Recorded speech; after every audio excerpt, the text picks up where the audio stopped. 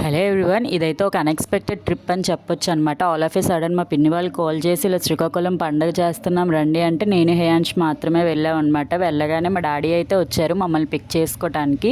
అక్కడి నుంచి మా పిన్ని వాళ్ళ ఇంటికి అయితే వెళ్ళిపోయాం. అక్కడ ఒక చిన్న పాప ఉందండి, ఎంత క్యూట్గా ఉందో. హేయాంష్ అయితే మేము అక్కడ ఉన్నంతసేపు ఆ పాపతోటే ఆడుకొని ఉన్నాడు అనమాట. తర్వాత ఇంకా ఫ్రెష్ అయ్యి తినేసి అమ్మవారిని దర్శనం చేసుకోవడానికి అయితే వెళ్ళాం.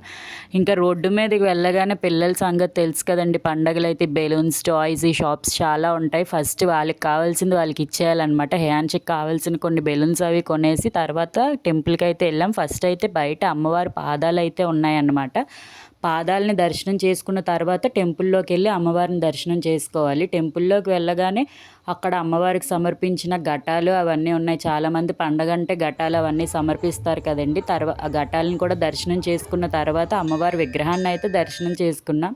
రెగ్యులర్ విగ్రహాల కంటే ఇది కొంచెం డిఫరెంట్గా అయితే ఉందండి. ఉత్సవమూర్తిని కూడా తయారు చేసి పండగ రాత్రంతా కూడా మొత్తం తిరువీధుల్లో అలా ఊరేగిస్తూ ఉన్నారనమాట. మీకు నా వీడియో నచ్చితే మాత్రం నా ఛానల్ని సబ్స్క్రైబ్ చేసుకోండి.